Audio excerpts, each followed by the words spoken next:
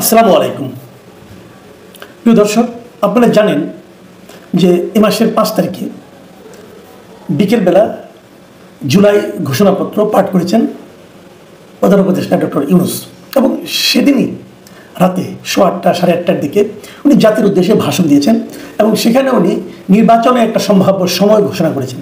উনি বলেছেন ফেব্রুয়ারিতে নির্বাচন হবে, এবং এই ফেব্রুয়ারিতে নির্বাচন হবে এই ধরনের একটা যৌথ ঘোষণা এসেছিল তারেক রহমানের সঙ্গে ওনার বৈঠকের পরে লন্ডনে। সেখানে বলা হয়েছিল যে রমজানের 1 সপ্তাহ আগেও নির্বাচন হতে পারে। তখনই লোকে হিসাব করে নিয়েছিল যে 19 তারিখে রমজান হবে, তাহলে 1 সপ্তাহ আগে মানে 12 তারিখে হতে পারে। আবার সাধারণত আমাদের এখানে নির্বাচন হয় বৃহস্পতিবারে, 12 তারিখে আবার বৃহস্পতিবারও হয়ে যায়। এই ধরনের নানা ইকুয়েশন থেকে অনেকে ধরেছিল যে তাহলে ফেব্রুয়ারি 12 তারিখে হয়তো বা নির্বাচন হবে, কিন্তু কেউ ক্লিয়ার ছিল না। অনেকে এমনও বলা বলি করেছিল যে প্রধান উপদেষ্টা হয়তো একটা থাপথুপ বুঝিয়ে বিএনপিকে শান্ত করলো, কিন্তু 5 তারিখে যখন তিনি ভাষণটা দিলেন জাতির উদ্দেশ্যে তখন বোঝা গেল যে না, প্রধান উপদেষ্টা সিনসিয়ারলি নির্বাচনের কথা বলছেন। প্রধান উপদেষ্টা এরপরে মালয়েশিয়া গেলেন, সেখানে যেও কিন্তু উনি ফেব্রুয়ারিতে নির্বাচন হবে এভাবেই দেশ প্রস্তুতি নিচ্ছে এটাও বললেন, এবং ফেব্রুয়ারিতে নির্বাচনের প্রস্তুতি নেওয়ার জন্য ওনার অফিস থেকে নির্বাচন কমিশনকে চিঠিও দেওয়া হলো। নির্বাচন কমিশন সে অনুযায়ী প্রস্তুতিও নেওয়া শুরু করেছে এরই মধ্যে। এখন এরই মধ্যে আমরা দেখলাম মঙ্গলবার দিন গতকাল এনসিপির একজন নেতা নাসিরউদ্দিন পাটোয়ারি তিনি বলেছেন যে ওনার কথা আমি হুবহু যদি পড়ি, উনি কী বলেছেন? উনি বলেছেন নির্বাচনের তারিখ ঘোষণা করা হয়েছে ফেব্রুয়ারিতে, নির্বাচন ফেব্রুয়ারিতে হবে না। কেন বাবা হবে না? তারিখ ঘোষণা করা হয়েছে ফেব্রুয়ারিতে, উনি বলছেন নির্বাচন ফেব্রুয়ারিতে হবে না। আপনি কে? আপনি কি নির্বাচন কমিশনের কেউ? আপনি কি সরকারের কেউ?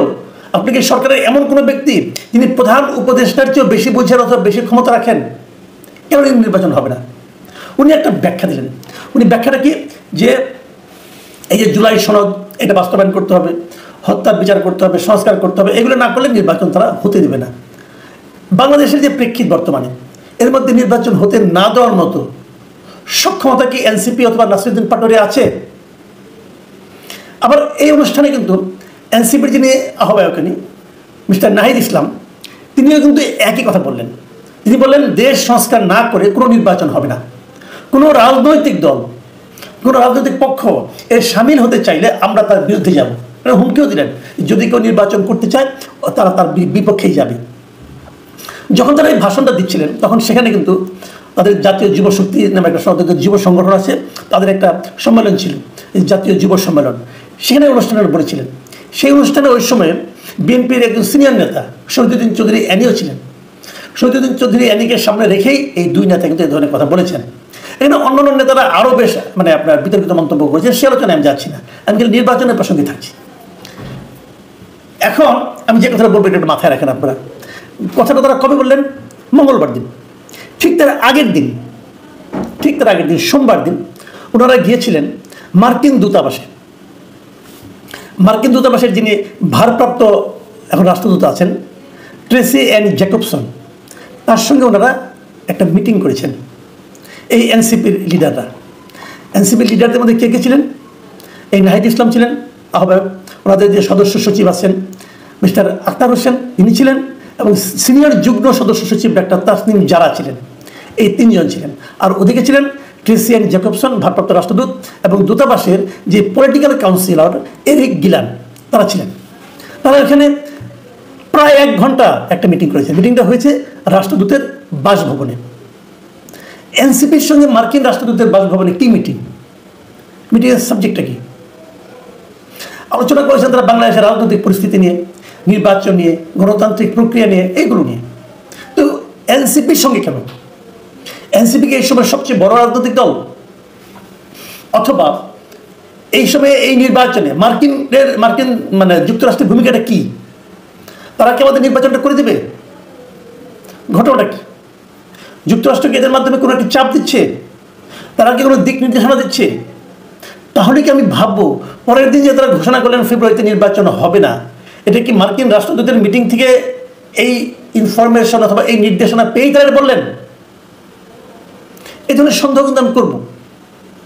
কারণ আমার কাছে মনে হয়েছে মার্কিন রাষ্ট্রদূতের সাথে দেখা করার পরের দিনই ওনারা হঠাৎ করে এই হুঙ্কার দিচ্ছেন। কিসের জোরে? আমি জোরটা খোঁজার চেষ্টা করতেছি। গ্রামে একটা কথা আছে যে পাঠাকুদে খুঁটির জোরে।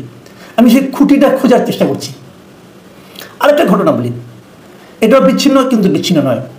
যেদিন তারা ওখানে বললেন এই ঢাকার এই যুব সম্মেলনে যে নির্বাচন ফেব্রুয়ারিতে হবে না, ঠিক সেই একই দিন মানে মঙ্গলবার দিন মার্কিন রাষ্ট্রদূতের বাসভবনে আরও দুজন ব্যক্তি গিয়েছিলেন। এই দুজন ব্যক্তিকে মিস্টার আলী রিয়াজ এবং মিস্টার মনির হায়দার। এরা কারা? আলী রিয়াজ হচ্ছেন যে এই যে আমাদের জাতীয় ঐক্যমত্য কমিশন আছে, মানে যারা সংস্কার করছেন, উনি প্রথমত ছিলেন যে সংবিধান সংস্কার কমিশনের চেয়ারম্যান, এবং সেই সংস্কার রিপোর্টগুলো দেওয়ার পর সবগুলি সংস্কার রিপোর্ট নিয়ে রাজনৈতিক দলের সঙ্গে যে আলোচনা চলছে, যাকে বলা হচ্ছে জাতীয় ঐক্যমত্য কমিশন, সেই ঐক্যমত্য কমিশন কিন্তু এক দফা আলোচনা শেষ করে দিয়েছিল। তারপরে যেন কি হলো তাদের জানি না, তারা আবার 1 মাস সময় বৃদ্ধি করেছেন। এই জাতীয় ঐক্যমত্য কমিশনের উনি হলেন সহসভাপতি। সভাপতিকে এর সভাপতি হলেন ডক্টর ইউনূস। তো ডক্টর ইউনূস তো সব অনুষ্ঠানে থাকেন না, বয়সজনিত কারণে হতে পারে, অন্যান্য ব্যস্ততার কারণে হতে পারে, উনি আসেন না। আলী রিয়াজই ভার্চুয়ালি সভাপতি, উনি সবগুলি সব মিটিং কন্ডাক্ট করেন, পলিটিক্যাল লিডারের সঙ্গে আলাপ করেন, কখনো বোঝান, কখনো হুমকি দেন। আমাদের পলিটিক্যাল লিডার ছাত্র হিসাবে খুব ভালো, এরা কিন্তু অত্যন্ত ধৈর্য নিয়ে। আলী রিয়াজ সাহেব উনি একজন শিক্ষক মানুষ, আমেরিকায় মাস্টারি করেন, আমেরিকার নাগরিকও বটেন, ওখান থেকে এসেছেন আমাদেরকে দেশকে সংস্কার শেখাতে।